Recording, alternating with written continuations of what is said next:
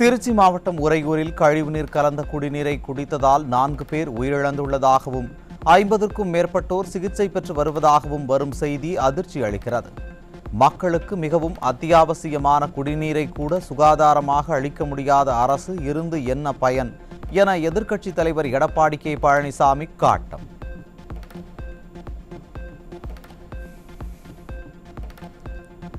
பதினைந்து நாட்களாக குடிநீரில் பிரச்சனை இருப்பதாக மக்கள் புகார் அளித்தும் ஸ்டாலின் மாடல் திமுக அரசு நடவடிக்கை எடுக்காததன் விளைவே இந்த உயிரிழப்புகள் என மக்கள் கூறுகின்றனர்.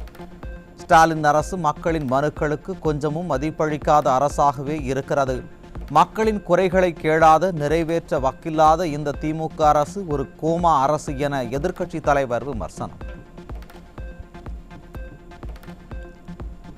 கோவை மாவட்டம் சோமனூரில் நடைபெற்ற விசைத்தறியாளர்களின் தொடர் உண்ணாவிரத போராட்டத்திற்கு முன்னாள் அமைச்சர் SP வேலுமணி நேரில் சென்று ஆதரவு தெரிவித்தார்.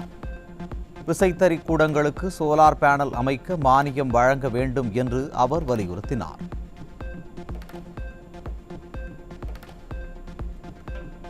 சென்னை வியாசர்பாடி அருகே மனைவி கண்முன்னே நடு ரோட்டில் ஓட விரட்டி பிரபல ரவுடி மர்ம நபர்களால் வெட்டி கொலை. ஸ்டாலினின் திமுக ஆட்சியில் தலைநகரான சென்னை கொலை நகரமாக மாறி வருவதால் வெளியில் நடமாடவே அச்சப்படும் மக்கள்.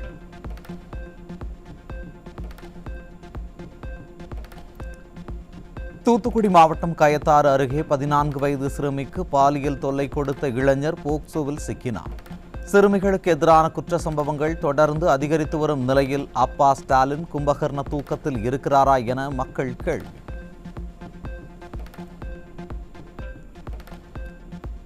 திருப்பத்தூர் மாவட்டம் நாற்றம்பள்ளி அருகே 17 வயது சிறுமியிடம் ஆபாசமாக நடந்து கொண்டதோடு தட்டி கேட்ட சிறுமியின் தந்தையை கொடூரமாக தாக்கியவர் சிக்கினார். தனக்குத்தானே அப்பா என கூறிக்கொள்ளும் ஸ்டாலின் ஆட்சியில் பெண் குழந்தைகளுக்கு எதிரான பாலியல் குற்றங்கள் தலைவிரித்தாடுவதாக மக்கள் விமர்சனம். கடலூர் மாவட்டம் திட்டக்குடி அருகே 13 வயது மகளை கர்ப்பமாக்கிய தந்தை போக்சோவில் சிக்கினார். திமுக ஆட்சியில் காவல்துறை மீது சிறிதும் பயம் இல்லாததால் சிறுமிகளுக்கு எதிரான குற்ற சம்பவங்கள் தொடர்ந்து அதிகரித்து வருவதாக மக்கள் வேதனை. செங்கல்பட்டு மாவட்டம் கேளம்பாக்கம் அருகே உதவி பேராசிரியர் கல்லூரி மாணவியை கர்ப்பமாக்கிய கொடூரம். அப்பா ஸ்டாலினின் திமுக ஆட்சியில் கல்லூரிக்கு செல்லவே அச்சப்படும் அவல நிலை ஏற்பட்டுள்ளதாக மக்கள் குற்றச்சாட்டு. கள்ளக்குறிச்சி மாவட்டம் திருக்கோவிலூர் அருகே மனநலம் பாதிக்கப்பட்ட பெண்ணிடம் பாலியல் அத்துமீறலில் ஈடுபட்ட நபர் சிக்கினார். ஸ்டாலின் மாடல் ஆட்சியில் நாள்தோறும் அதிகரித்து வரும் பாலியல் குற்றங்களால் பெண்கள் வேதனை. சேலம் மாவட்டம் ஆத்தூரைச் சேர்ந்த 15 வயது சிறுமியிடம் பாலியல் சீண்டலில் ஈடுபட்ட இளைஞர் பிடிபட்டார். சிறுமிகளுக்கு பாதுகாப்பு இல்லாத மாநிலமாக தமிழகத்தை மாற்றியதே ஸ்டாலின் மாடலின் சாதனை என மக்கள் சாடல். சென்னை கொருக்குப்பேட்டையில் பெண்களின் புகைப்படத்தை ஆபாசமாக சித்தரித்த இளைஞருக்கு தர்ம அடி விழுந்தது. பெண்களுக்கு எதிரான குற்றங்களை ஸ்டாலின் அரசு உரிய நடவடிக்கை எடுத்து தடுக்காததால் பொதுமக்களே தர்ம அடி கொடுக்கும் அவலம்.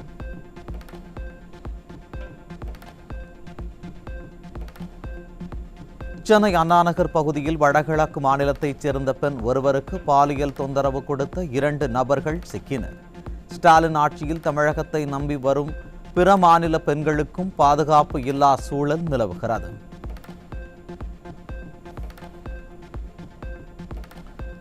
திருச்சி மாநகராட்சிக்கு உட்பட்ட உறையூர் பகுதியில் கழிவுநீர் கலந்த குடிநீரை குடித்து உயிரிழந்தவர்களின் எண்ணிக்கை 4ஆக உயர்ந்தது.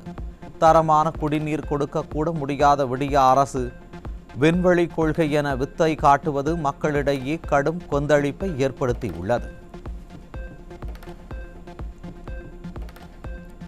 கழிவுநீர் கலந்த குடிநீர் குடித்து மக்கள் உயிரிழந்துள்ள நிலையில் அந்த பகுதிக்கு அருகிலேயே நீர்மோர் பந்தலை திறந்து வைத்த அமைச்சர் நேரு பாதிக்கப்பட்டவர்களை பெயருக்கு கூட பார்க்க வரவில்லை என குற்றச்சாட்டு.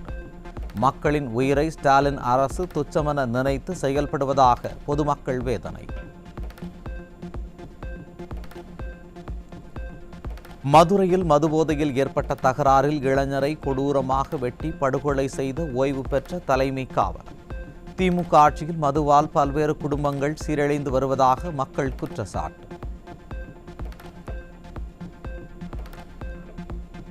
மதுரை மாவட்டம் வாடிப்பட்டி அருகே மண்வெட்டியால் தொழிலாளி வெட்டி படுகொலை செய்யப்பட்ட கொடூரம். திமுக ஆட்சியில் காவல்துறை மீது சிறிதும் பயம் இல்லாததால் கொலை சம்பவம் சர்வசாதாரணமாக நடப்பதாக மக்கள் குற்றச்சாட்டு. தூத்துக்குடியில் மதுபோதையில் இருசக்கர வாகனத்தில் வேகமாக சென்றவர்களை தட்டி கேட்டதால் ஏற்பட்ட தகராறில் கப்பல் மாலுமி வெட்டி கொலை. ஸ்டாலின் ஆட்சியில் நாள்தோறும் அரங்கேறும் கொலை சம்பவங்களால் பொதுமக்கள் அச்சம். ஈரோடு மாவட்டம் தாளவாடி அருகே குடும்ப தகராறில் கணவன் தலையில் கல்லை போட்டு கொலை செய்த மனைவி. ஸ்டாலினின் திமுக ஆட்சியில் கொலை சம்பவம் சர்வசாதாரணமாக நடைபெறுவதாக மக்கள் குற்றச்சாட்டு. மதுரையில் புரோட்டா கேட்டு மதுபோதையில் சப்ளையரை சரமாரியாக அரிவாளால் வெட்டிவிட்டு தப்பி ஓடிய கும்பல். திமுக ஆட்சியில் மதுவால் குற்ற சம்பவங்கள் அதிகரித்து சட்டம் ஒழுங்கு சீரழிந்து வருவதாக மக்கள் குற்றச்சாட்டு. தூத்துக்குடி மாவட்டம் எட்டயபுரத்தில் காரில் கடத்தி கொண்டு வரப்பட்ட புகையிலை பொருட்களை பறிமுதல் செய்த போது வழக்கு பதியக்கூடாது என கூறி காவல்துறையை மிரட்டிய கடத்தல்கார். திறனற்ற திமுக ஆட்சியில் சர்வசாதாரணமாக போதைப் பொருட்கள் கடத்தல் விற்பனை நடைபெறுவதாக மக்கள் குற்றச்சாட்டு. கடலூர் மாவட்டம் பன்ருட்டியில் 3 லட்சம் ரூபாய் மதிப்புள்ள போதைப் பொருட்கள் சிக்கியது. ஸ்டாலின் ஆட்சியில் போதைப் பொருட்கள் கடத்தலை கட்டுப்படுத்த முடியாமல் ஸ்டாலின் அரசு திணறி வருவதாக குற்றச்சாட்டு.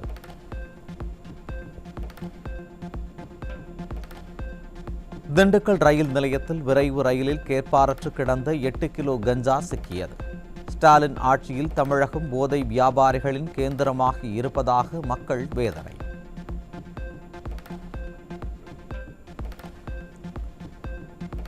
கன்னியாகுமரி மாவட்டம் ஆரல்வாய்மொழி அருகே பள்ளி கல்லூரி மாணவர்களுக்கு கஞ்சா விற்பனை செய்த நபர் சிக்கினார். நிர்வாக திறனற்ற ஸ்டாலின் ஆட்சியில் மாணவர்களின் எதிர்காலம் இருண்டு போய் இருப்பதாக மக்கள் வேதனை. சென்னை கோயம்பேட்டில் இளம் தலைமுறையை சீரழிக்கும் கஞ்சாவை விற்பனைக்காக வைக்கப்பட்டிருந்த 4 கிலோ கஞ்சா சிக்கியது. திமுக ஆட்சியில் தமிழகம் போதைப் பொருட்களின் குடோனாக மாறி வருவதாக மக்கள் குற்றச்சாட்டு. திண்டுக்கல் மாவட்டம் பழனி நகர் பகுதியில் இளைஞர்களிடமிருந்து கஞ்சா பறிமுதல். திமுக ஆட்சியில் காவல்துறை போதைப் பொருட்களை கட்டுப்படுத்துவதாக கூறி விளம்பரம் தேடிக்கொள்வதாக குற்றச்சாட்டு.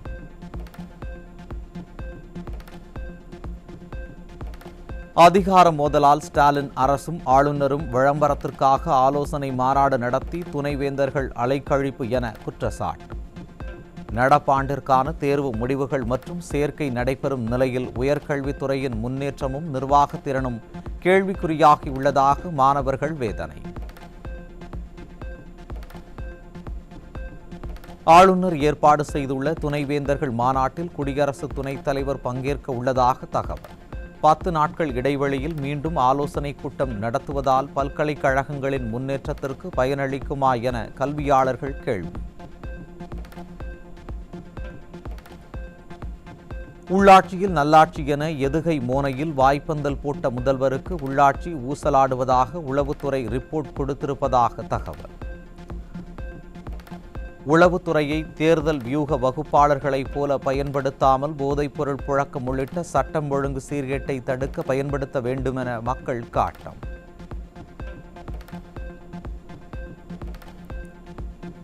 கருணாநிதி நினைவிடத்தில் நாடகம் போட்டு சேகர்பாபுவுக்கு போட்டியாக கருணாநிதியின் இல்லத்தில் வைத்து மானிய கோரிக்கை உரையை தயாரிக்கிறாராம் அன்பில் மகேஷ். இப்படி நாடகம் போட்டு நாட்டை சீரழிக்காமல் மாணவர்களுக்கு பயனுள்ள திட்டங்களை தீட்ட வேண்டுமென மக்கள் விமர்சனம். ஸ்டாலின் ஆட்சியில் சென்னை, கோவை உள்ளிட்ட பெருநகரங்களை தவிர மற்ற மாவட்டங்களில் சிறு குறு தொழில்கள் பெருமளவில் பின்தங்கி இருப்பதாக தகவல். தமிழ்நாடு வெல்லும் என வெற்று வசனம் பேசினால் வெல்ல முடியாது. அனைத்து மாவட்டங்களிலும் சீரான வளர்ச்சியை ஏற்படுத்த சிறிதேனும் முயற்சி செய்ய வேண்டுமென மக்கள் விமர்சனம். உள்ளாட்சி அமைப்புகள் கட்ட வேண்டிய மின் கட்டணத்திற்கான தாமத கட்டணத்தை தள்ளுபடி செய்ய கோரிய மின்வாரியத்தின் மனுவை மின்சார ஒழுங்குமுறை ஆணையம் தள்ளுபடி செய்தது. மக்கள் வரி செலுத்தவில்லை என்றால் கந்துவட்டிக்காரர்களைப் போல வசூல் செய்யும் ஸ்டாலின் மாடல் அரசு மின்சார கட்டணத்தை செலுத்த முடியாமல் தவிப்பது ஏன் என மக்கள் கேள்வி. மின் கட்டணத்தை உள்ளாட்சி அமைப்புகள் முறையாக செலுத்தாததால் ப்ரீபெய்டு மீட்டர்களை பொருத்த உத்தரவிட்ட மின்சார ஒழுங்குமுறை ஆணை. பல லட்சம் கோடி கடன் வாங்கியும் மின் கட்டணத்தை முறையாக செலுத்தாதது ஏன்? மக்கள் வரிப்பணமெல்லாம் எங்கு செல்கிறது என மக்கள் கேள்வி.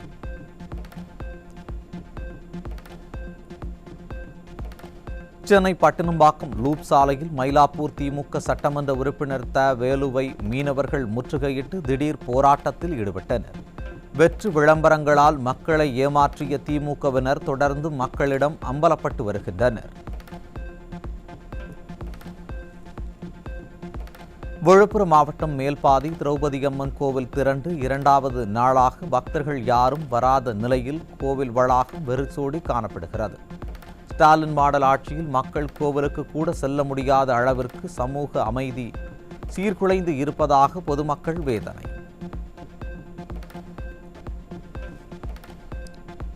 இந்திய விண்வெளி ஆய்வு மையம் மே மாதம் PSLV C-61 ராக்கெட் மூலம் EOS-09 செயற்கைக்கோளையும், ஜூன் மாதம் GSLV F-16 மூலம் நிசார் செயற்கைக்கோளையும் விண்ணில் செலுத்த உள்ளது. நிசார் செயற்கைக்கோள் பூமியின் நிலப்பரப்பை 12 நாட்களுக்கு ஒருமுறை ஸ்கேன் செய்யும் என தகவல்.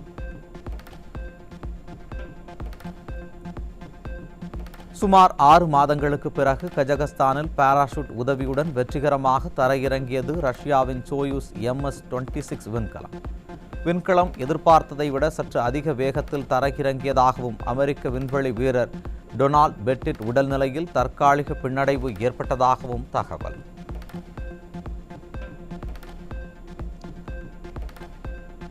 தொலைதூர K2-18b கிரகத்தில் உயிரினங்கள் வாழ்ந்திருக்கலாம் என இந்திய வம்சாவளி விஞ்ஞானி பாகிர் நிகு மதுசூதன் தலைமையிலான குழு கண்டுபிடித்துள்ளது. நாசாவின் ஜேம்ஸ் வெப் விண்வெளி தொலைநோக்கு உதவியுடன் நடைபெற்ற இந்த ஆய்வில் சல்பைட் மற்றும் மீத்தேன் வாயுக்கள் இருப்பது உறுதி செய்யப்பட்டுள்ளது.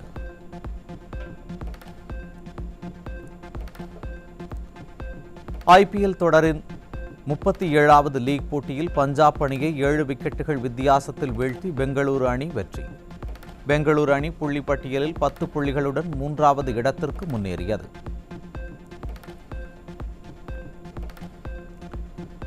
IPL தொடரின் 38வது லீக் போட்டி சென்னை சூப்பர் கிங்ஸ் அணியை 9 விக்கெட்டுகள் வித்தியாசத்தில் வீழ்த்தி மும்பை இந்தியன்ஸ் அணி வெற்றி.